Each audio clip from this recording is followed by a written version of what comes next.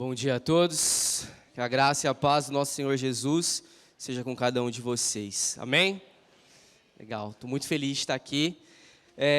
Que culto, né, galera? O louvor sempre me quebra. Toda vez que eu vou pregar, eu falo assim: hoje eu não vou chorar. Não, eu não posso subir lá com a cara amassada, sem voz. Só que não sei o que acontece. Eu vou parar de prometer essas coisas para mim, ficar me enganando. Muito bom.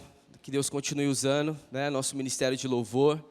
E é muito bom começar essa manhã com lágrimas nos nossos olhos e fogo no nosso coração. Primeiro dia da semana, domingão, nas primeiras horas do dia, e a gente já está assim, tendo contato com aquele que nos amou primeiro, aquele que nos resgatou, aquele que fez e que deu tudo por nós. Amém? Não tem por que nós não estarmos alegres de estarmos aqui nessa manhã. Você que nos visita, seja muito bem-vindo. Por acaso a gente tem alguém que está nos visitando hoje de manhã? Temos alguém? Seja muito bem-vinda, que essa casa se torne um lar para a senhora, tá bom? Que aqui você encontre uma família, tá bom? Seja bem-vinda. É muito bom, né, receber pessoas que nos visitam. Isso mostra que Deus está fazendo, né, e continua fazendo a obra aqui na comunidade. E essa manhã, galera, é uma manhã em que o Senhor tem algo muito importante para nos falar. Uma compreensão muito importante a respeito do reino, do que significa a nossa vida cristã. Há uns sábados atrás, na célula, nós tivemos um momento em que nós conversamos a respeito da compreensão da vida cristã. De como nós devemos compreender a nossa vida.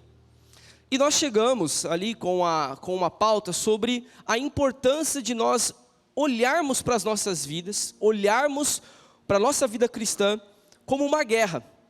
Se de fato, quando nós olhamos a nossa vida, a nossa perspectiva cristã, por esse caminho, se quando nós olhamos desta forma, se isso muda alguma coisa no nosso modo de viver. E nós chegamos à conclusão que sim, se nós cristãos olharmos e começarmos a ver de uma perspectiva de que a vida cristã é uma guerra, muita coisa vai mudar na nossa vida. Por exemplo, nós estamos tendo uma guerra na Palestina, né? Israel está ali travando uma guerra com o Hamas, e eu fico pensando se um israelense ali próximo da fronteira, ou se um palestino ali na região de guerra, se ele fingir que não está tendo uma guerra, se ele tentar viver naturalmente, se de fato ele conseguiria viver dessa forma naquela região? É óbvio que não. Não tem como um israelense ali próximo da fronteira, ou até mesmo um palestino que está ali numa região de guerra, não tem como eles ignorarem o fato de que está havendo uma guerra. E que todos os cuidados precisam ser tomados. Os soldados então nem se fala.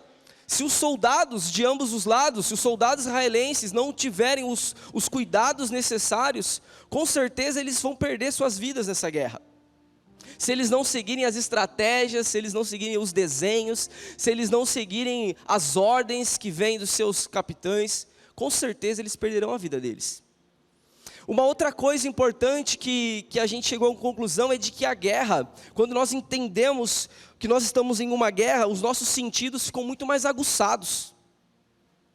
Quando nós ouvimos uma folha estralando, um galho sendo quebrado por um pisar, nossos ouvidos estão atentos. A guerra, a ideia de que nós estamos em uma guerra nos torna muito mais cuidadosos. E sabe que eu percebo que falta muitas vezes para nós enquanto cristãos, é esse sentimento e essa verdade de que nós estamos em uma guerra. O Murilo, há pouco tempo atrás, ele pregou sobre a profecia de Ezequiel, o vale de ossos secos, e o texto nos fala que quando Ezequiel profetiza, não surgiu do vale de ossos secos, não surgiu caminhantes, não surgiu pessoas aleatórias. Daquele vale de ossos secos surgiu um exército, soldados. O texto que foi lido no início do nosso culto, nós estamos em uma guerra e nós devemos nos cingir da armadura de Deus, o capacete, a couraça, o cinto, as sandálias, a espada, o escudo, porque nós estamos em guerra. E eu percebo que muitos de nós, quando entramos na vida cristã, nós não temos essa compreensão do que está acontecendo. Na verdade, quando nós somos alcançados por Jesus, nós fomos alistados para um exército, essa que é a verdade. Ele nos deu vida, Ele nos ergueu e agora Ele nos fez soldados do seu exército. Porque houve uma guerra que foi travada. Está havendo uma guerra que está sendo travada. E se nós não nos dermos conta da importância dessa compreensão, nós teremos nossas vidas ceifadas. Então essa manhã, aquilo que o Espírito Santo colocou no meu coração, é para que nós tenhamos essa compreensão, de que nós não estamos em um passeio pela floresta. Jesus não nos chamou para caminhar na floresta, vocês sabiam disso? Jesus não nos chamou para passear com Ele, Ele nos chamou para guerrear ao seu lado. E talvez você já tenha ouvido isso, o exército mais poderoso do mundo é os Estados Unidos, com maior investimento de bilhões de dólares. Mas existe um exército que é muito mais poderoso do que o dos Estados Unidos, que é o exército que foi levantado de um vale de ossos secos, através do Espírito Santo e do seu poder, que é a igreja, é o povo de Deus que se reúne neste lugar. Esse é o exército mais poderoso, mas não porque nós somos bons, mas porque aquele que é o nosso rei, é o mais poderoso de todo o universo. E nós não podemos sair daqui sem essa compreensão de que nós estamos em uma guerra. Amém? Isso nunca pode escapar, irmão.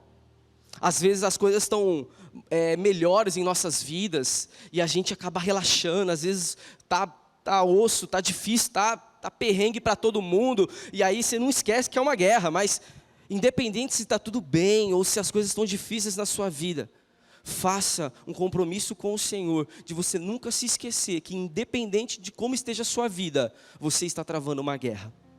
E como a gente deve travar essa guerra? É isso que nós veremos na pregação de hoje, aquilo que o Senhor tem a nos dizer. Por isso eu vou pedir para os irmãos abrirem 2 Crônicas, capítulo 20.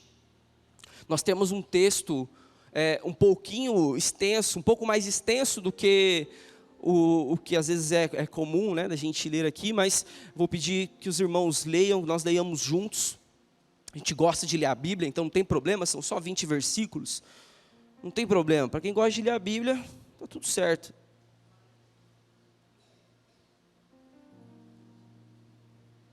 Amém?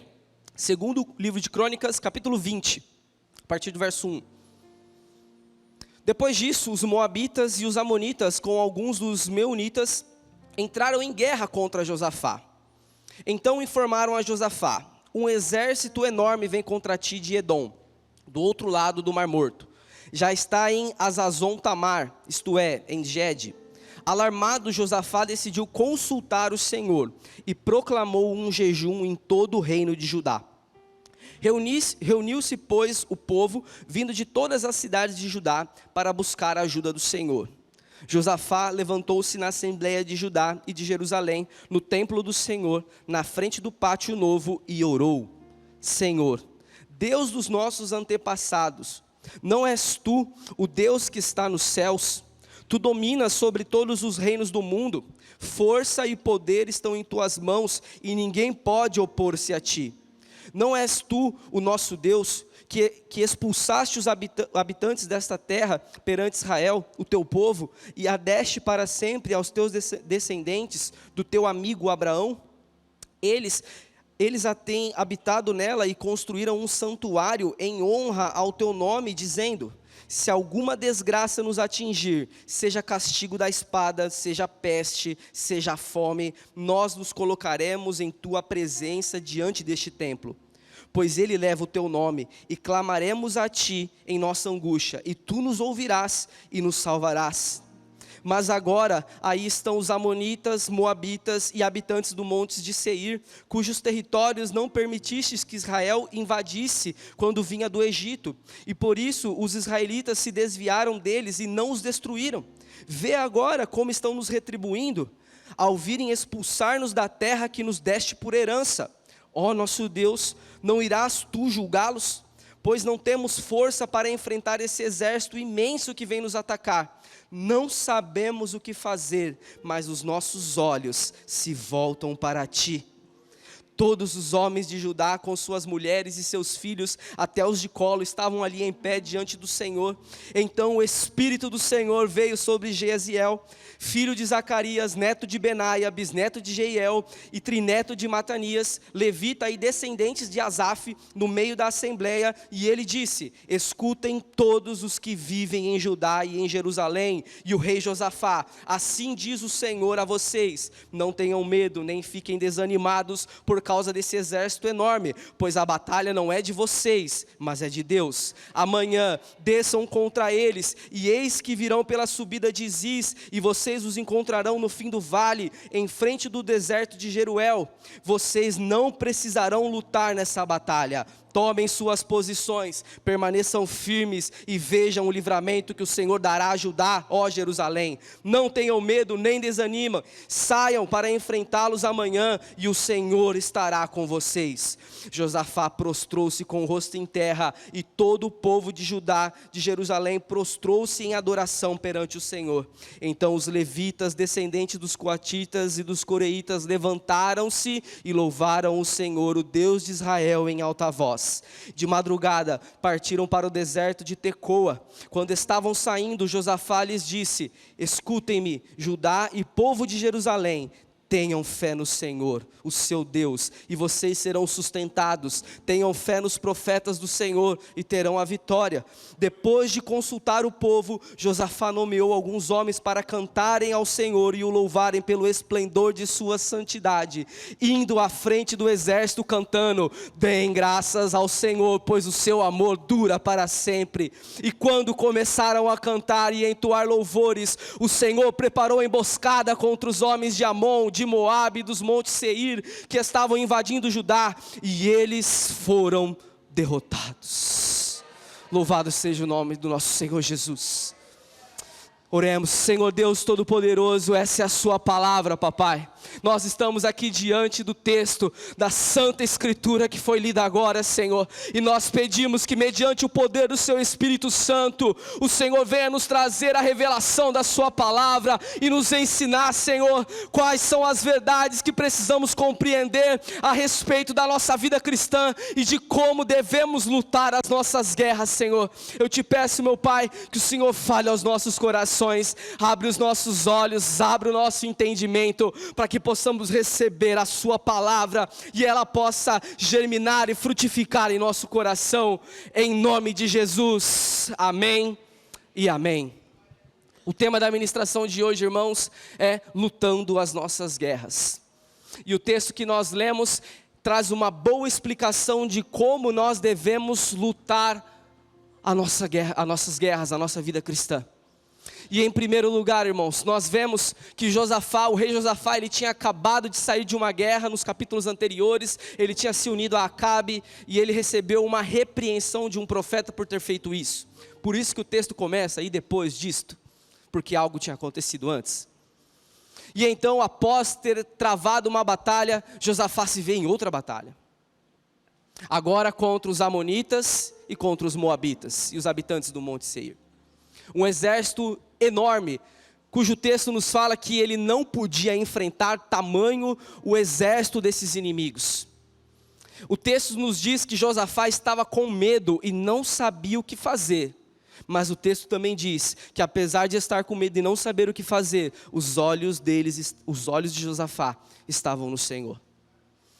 Nós vemos que antes de Josafá tomar qualquer atitude, ele enquanto rei, ele era responsável por convocar o exército, ele era responsável por convocar seus generais, colocar o seu povo em posição de batalha. Mas o texto nos mostra, irmãos, que antes de qualquer coisa, Josafá tem uma atitude: ele busca o Senhor. E isso nos mostra, irmãos, que em meio às batalhas, em meio à nossa vida cristã, buscar ao Senhor é algo indispensável.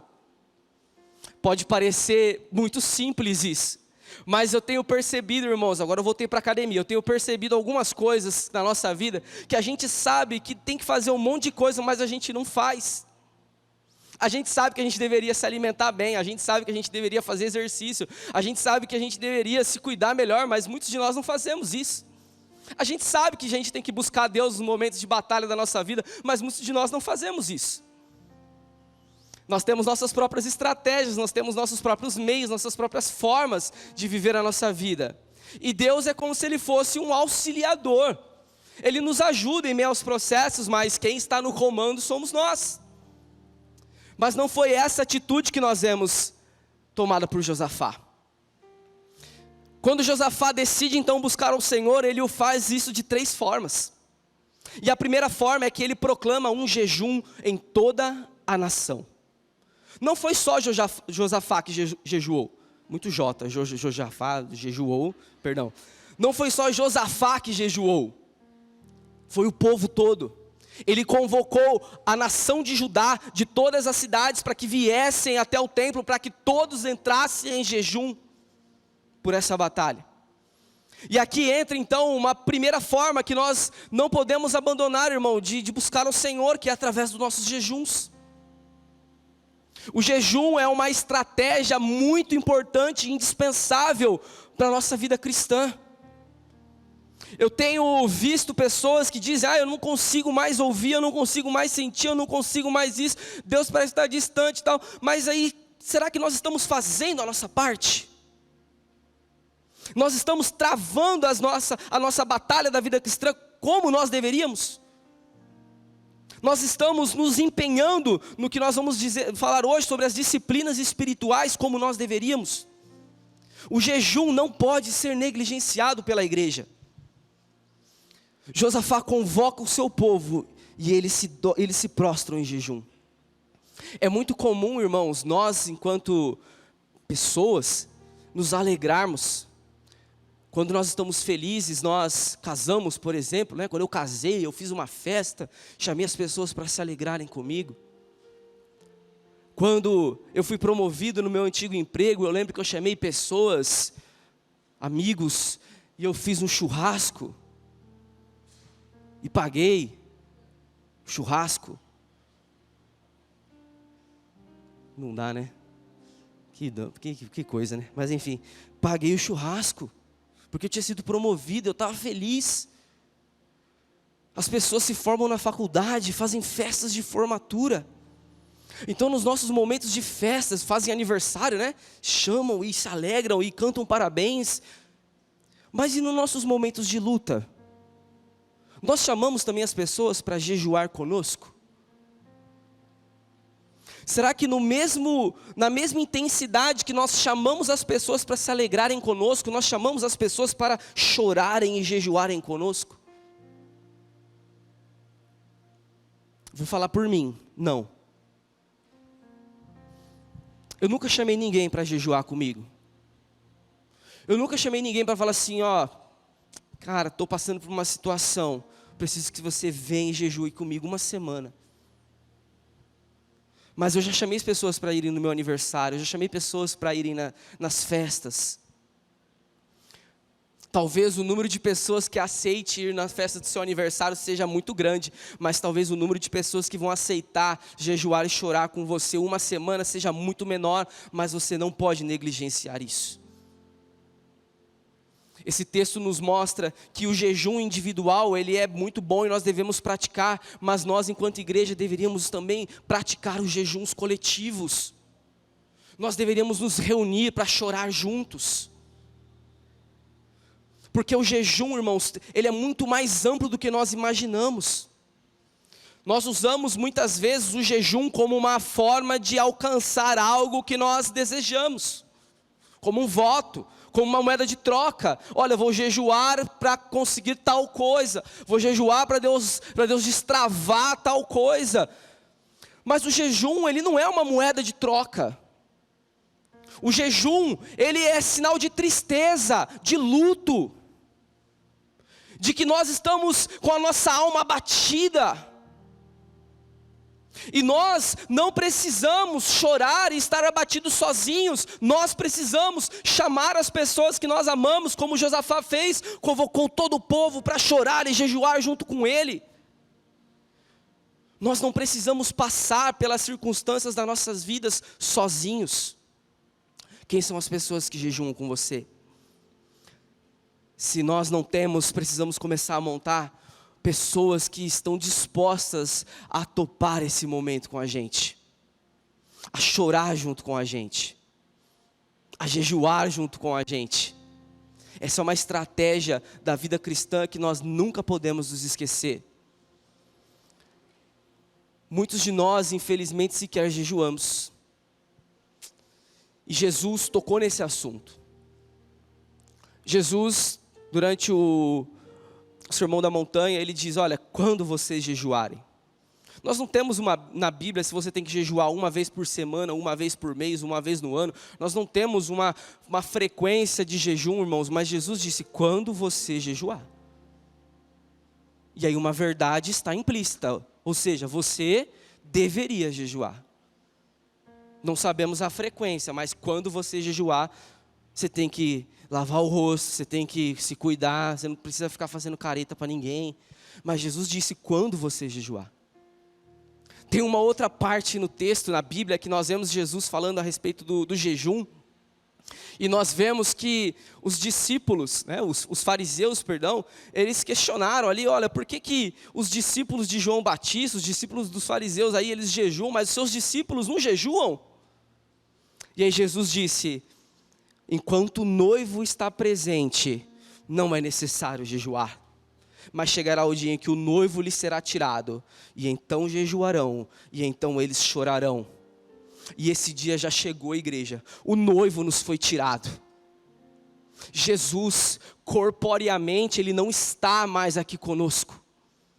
Nós perdemos o nosso noivo. Mas Ele disse que Ele não deixaria o seu povo sozinho, mas enviaria o Espírito Santo, o Consolador. Irmãos, e se o Espírito Santo é o nosso Consolador, é porque nós estamos tristes pela ausência do nosso noivo. Não importa se está tudo bem na sua vida, se você está empregado, se sua família está bem, se está tudo certo, se suas finanças estão ótimas. Existe algo dentro de nós que deveria estar chorando pela ausência daquele que foi, mas que prometeu que voltaria. Não está tudo bem. Para a igreja não está tudo bem, até que Ele volte. E a gente não pode esquecer disso nunca, em nenhum momento das nossas vidas, que só estará tudo bem quando nós ouvirmos o som da trombeta e Ele descer dos céus e nós nos encontrarmos com Ele. Aqueles que estiverem mortos serão ressuscitados e aqueles que estiverem vivos terão seus corpos transformados em glória. Nesse dia estará tudo bem e não será mais necessário jejuar, mas até que Ele venha, nós enquanto igreja deveríamos estar chorando, travando as nossas batalhas com lágrimas em nossos olhos, com fome em nossos estômagos, porque as coisas não estão bem, porque alguém está faltando, alguém está ausente nas nossas vidas. E esse texto nos mostra que em uma situação de batalha, nós devemos jejuar. Nós não podemos esquecer disso, irmãos. Isso é uma verdade muito forte para a vida cristã. O texto nos fala também, se nós continuarmos, que Josafá buscou ao Senhor de uma segunda forma. Ele orou ao Senhor. Ele fez uma oração. E ele, nesta oração, o conteúdo dessa oração, ela é muito importante, porque quando ele ora, ele diz, Senhor, ninguém pode se opor a Ti. Ninguém pode vencer o Senhor. E ele ora a respeito do poder que há nas mãos de Deus. Um outro conteúdo da oração de Josafá é que ele reconhece que as terras que estavam tentando ser invadidas foram dadas pelo Senhor em uma promessa. A promessa que foi feita a Abraão, onde Deus disse que daria aquela terra a Abraão e a sua descendência. E então tinham inimigos que estavam ali às portas querendo tomar a terra que tinha sido dada por Deus através da herança de Abraão. Olha só que oração poderosa, irmãos. Uma oração que vai de encontro com o caráter de Deus, porque Ele é poderoso, e uma oração que vai de encontro com as promessas de Deus, porque Deus não falha e Deus não mente, se Ele promete, Ele cumpre. Não existe oração mais poderosa do que essa, irmãos. Uma oração que vai de encontro com o caráter e com a vontade de Deus. E foi exatamente essa oração que Josafá fez. E ele clama: Senhor, eu não sei o que fazer, eu estou com medo, mas ninguém pode se opor a Ti. E essa terra não fomos nós que conquistamos, foi o Senhor quem nos deu. E agora eles estão aí. Quando saímos do Egito, o Senhor mandou nós nos desviarmos dele, não destruirmos esses povos, e agora olha como eles nos retribuem. Estão às nossas portas querendo tirar aquilo que o Senhor nos deu. E aqui, irmãos, nós temos duas coisas muito importantes para as nossas vidas. Primeiro, como tem sido as nossas orações? Qual tem sido o conteúdo das nossas orações? Se é que de fato nós temos orado. Estou partindo do princípio que a gente está orando, amém? A gente está orando. Mas qual é o conteúdo da nossa oração? Quais guerras nós temos travado? Quando nós olhamos para essa parte do texto, nós precisamos fazer essas duas perguntas. Quais guerras nós temos travados e qual é o conteúdo da nossa oração?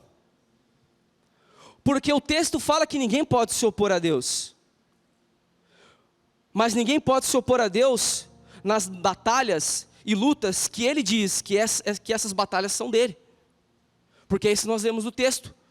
Essa batalha não é sua, essa batalha não é de vocês, mas é de Deus.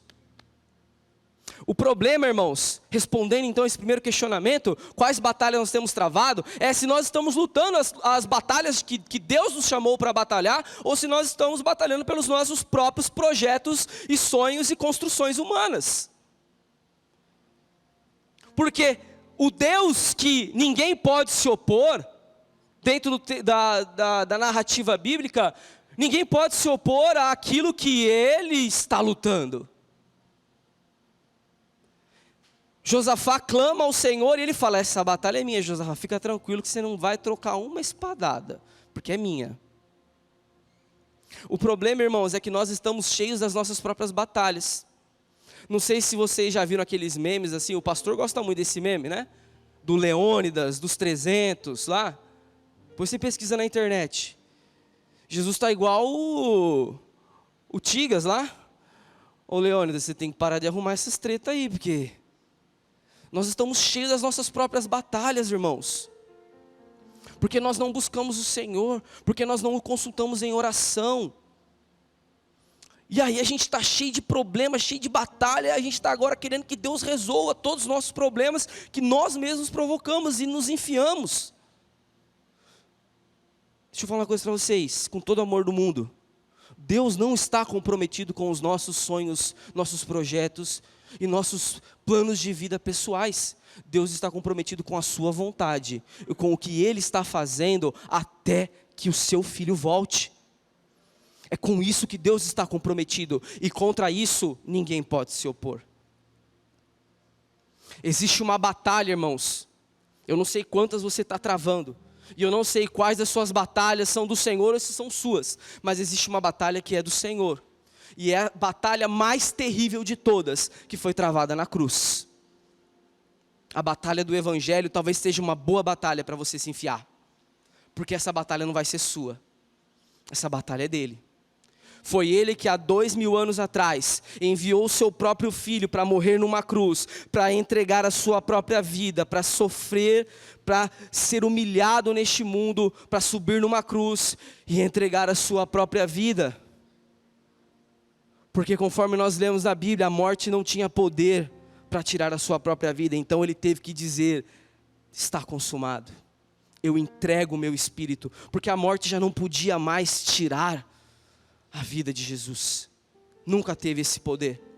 E então ele disse, tetelestai, está consumado, está pago. E como Paulo fala no livro de Colossenses, que logo mais nós iremos estudar, que o escrito de dívida que era contrário a nós, foi cancelado quando ele o encrava na cruz, expondo os principados e potestades à vergonha pública. Essa é a mais terrível e maior batalha que Jesus enfrentou e que Ele nos convida a enfrentar, mas com a certeza de que Ele já venceu. E agora nós só precisamos entrar na vitória que nos foi conquistada, sem trocar uma espada.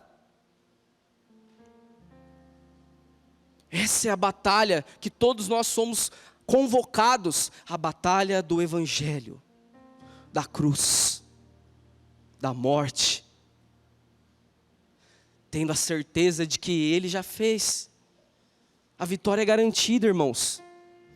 Eu não sei se você vai conseguir vencer nisso ou naquilo, mas eu tenho certeza de que se você entregar a sua vida para Jesus hoje, e você se render aos pés de Jesus, você vai vencer essa batalha, contra você mesmo, contra o seu pecado, contra o mundo, contra o diabo, porque Ele já venceu no nosso lugar. Nós precisamos parar de querer guerrear as nossas próprias batalhas, e começar a guerrear aquilo que Ele nos chamou para nós guerrearmos. Isso é a certeza da vitória. Eu não estou aqui para dizer que Deus vai te dar vitória em tudo que você tem na sua vida. Você vai perder, irmão. Você vai ser derrotado em alguma coisa da sua vida. Mas no final você vai ser ressuscitado. Porque é isso que Ele prometeu para cada um de nós. A ressurreição dos mortos. A transformação do corpo em glória. E essa batalha não pode ser perdida. Qual tem sido o conteúdo das nossas orações, irmãos? Nós temos orado por de fato aquilo que Deus está comprometido em fazer. Às vezes nós estamos orando por isso ou por aquilo, mas quantos de nós tiramos tempos das nossas orações para orarmos pelas promessas de Deus? Quer saber uma boa promessa de Deus para você orar? Ele prometeu no livro de Joel que o Espírito seria derramado sobre toda a carne. Quantos de nós tiramos momentos das nossas orações por essa promessa? Senhor, está escrito que nos últimos dias o Senhor derramaria seu Espírito sobre toda a carne. Então eu te peço, Senhor, derrama o seu Espírito sobre a minha vida. Me encha do seu Espírito Santo. Isso é uma promessa de um sim garantido, irmãos. Outra coisa que Ele prometeu é que Ele voltaria. Quantos de nós, as nossas orações, nós dedicamos tempo para dizer, Maranata, ora vem, Senhor Jesus, porque Ele prometeu que Ele vai voltar. Então o sim já é garantido. Comece a clamar, Maranata, vem, Senhor Jesus, nós estamos com pressa, nós queremos que o Senhor volte logo. A gente não quer saber de ser promovido, disso, daquilo, não, a gente quer que o Senhor volte, porque não tem nada melhor do que isso.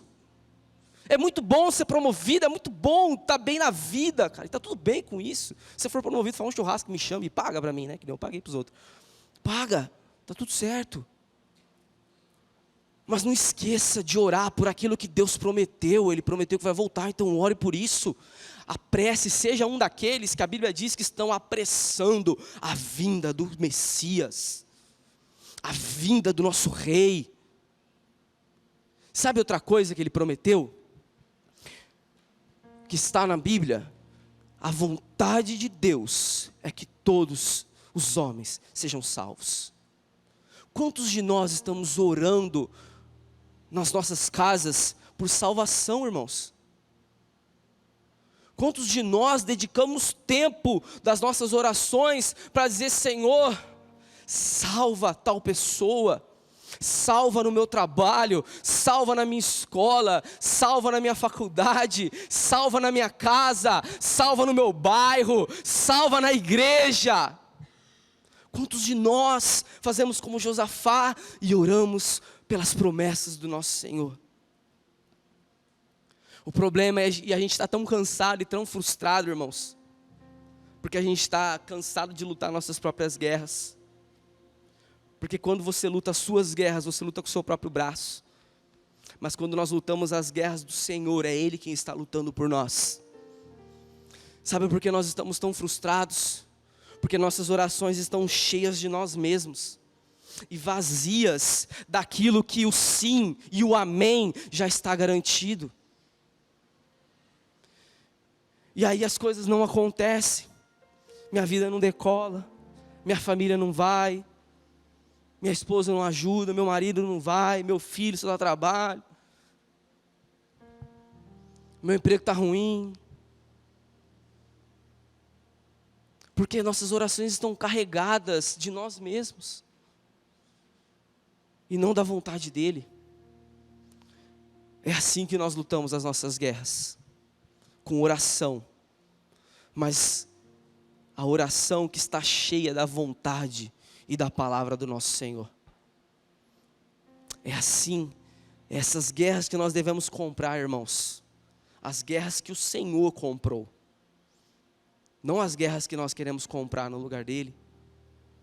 Amém? Vocês estão vivos? Glória a Deus, está vivo, então vai apanhar até morrer, então, vamos lá. Hora que eu falar assim, estão vivos? Aí ninguém respondeu, eu falei, agora eu vou parar de pregar, porque agora morreu. É assim, irmão. Ontem teve o bate-papo dos jovens e veio um jovem e falou assim, nossa, você bateu. Eu falei, você está vivo, irmão? Tô. Eu falei, então, vamos falar de novo, até você morrer. Até apanhar, tem que sair daqui morto.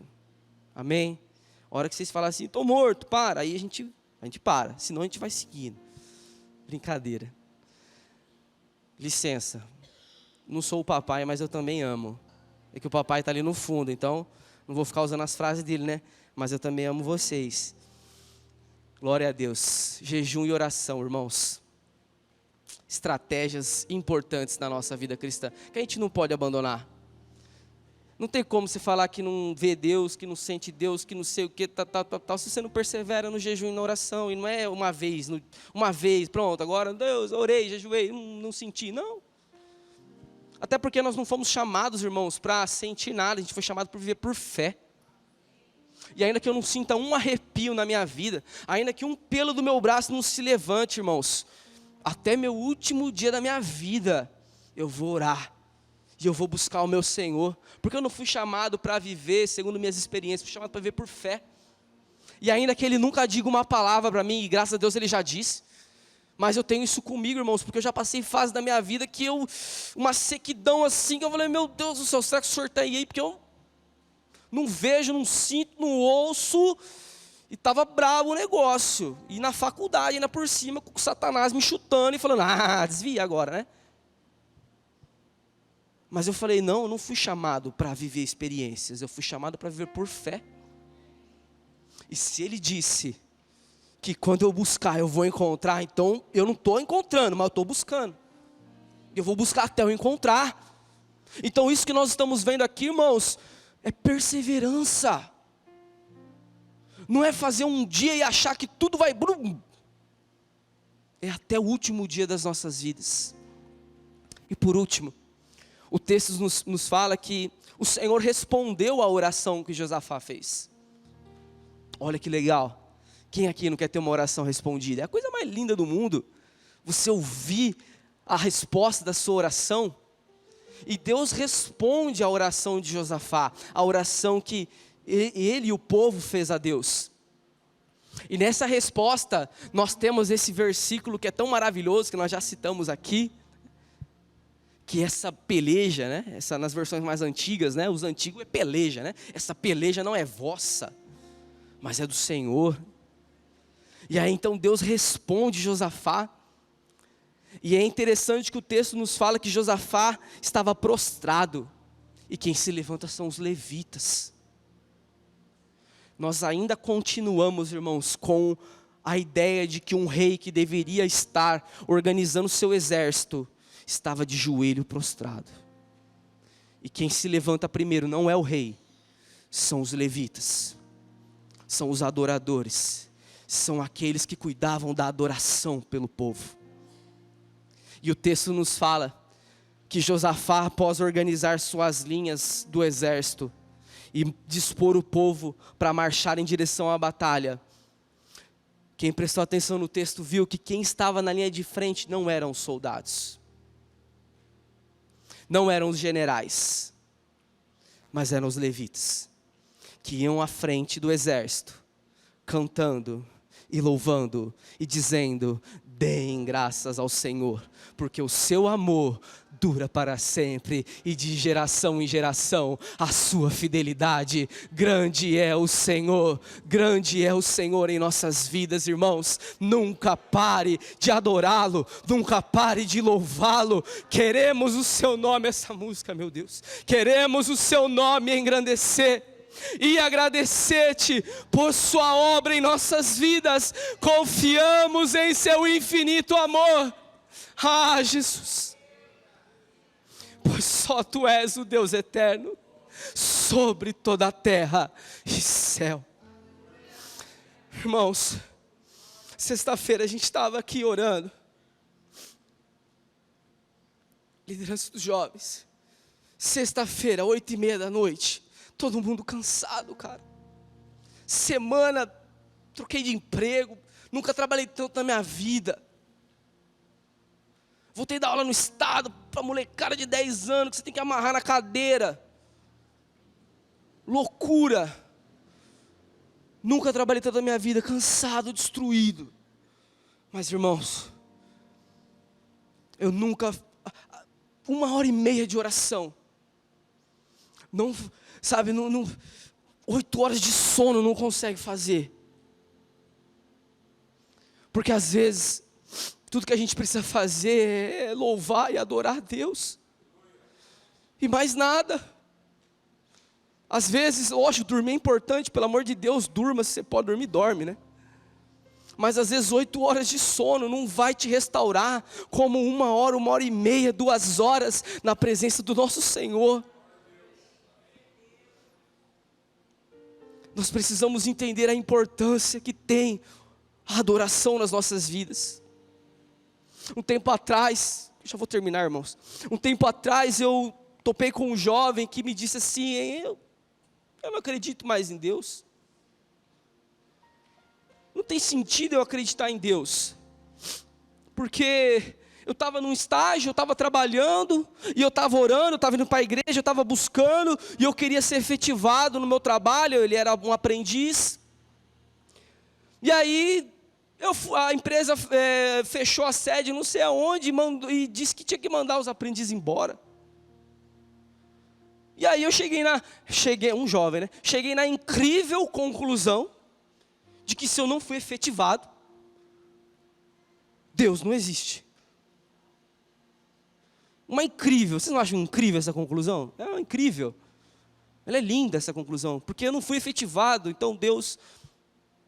Irmãos, independente, adore e louve. Paulo e Silas, Josafá estava cercado por um exército enorme, e ele teve confiança no Senhor, de mandar um povo com harpa, com lira, com os instrumentos lá na frente, cantando e louvando, e o povo com espada, aqueles homens monstruosos, tudo atrás dos levitas, porque ele entendeu o que Deus estava fazendo, a importância de mesmo em situações difíceis, a gente não abandonar a adoração ao nosso Deus.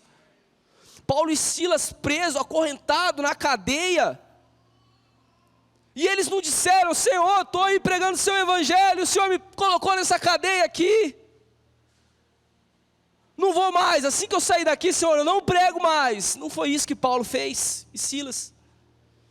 Eles começaram a entoar louvores, eles começaram a adorar o Senhor, e as correntes caíram, a cadeia teve um terremoto que destruiu tudo. Independente de como esteja a sua vida, não deixe de adorar o seu Senhor. Porque Josafá, quando sobe o monte, chega no ponto mais alto e olha para o vale, a única coisa que ele viu foram corpos. Porque enquanto os levitas iam adorando e cantando ao Senhor, o texto nos diz que os inimigos do povo de Deus se confundiram e começaram a se degladiar entre si. E Josafá, quando chega na batalha, ele não vê soldados, ele vê apenas cadáveres. Irmãos, a nossa guerra não é contra pessoas, mas contra principados e potestades que dominam nas regiões celestiais. A nossa luta não é com armas humanas, mas precisam ser com armas espirituais. Os cadáveres que você vai ver quando você jejuar, orar e não abandonar a adoração, não são cadáveres de pessoas.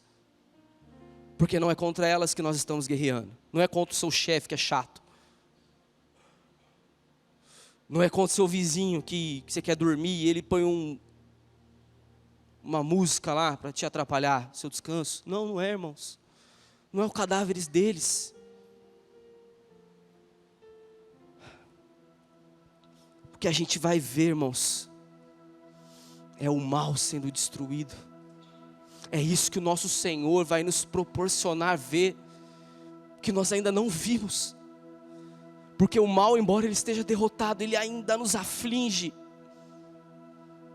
Mas chegará o dia em que ele colocará debaixo dos nossos pés. E é a cabeça da serpente, irmãos.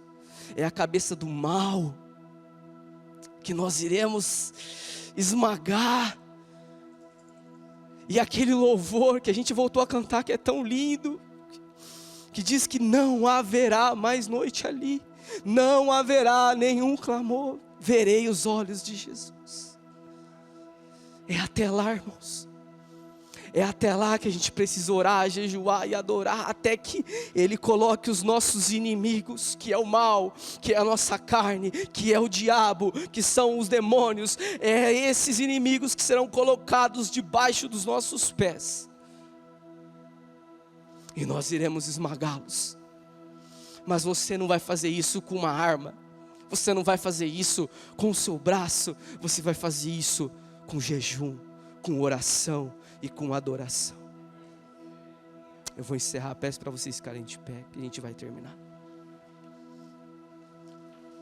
Aquele relógio ali vai estar debaixo dos nossos pés também.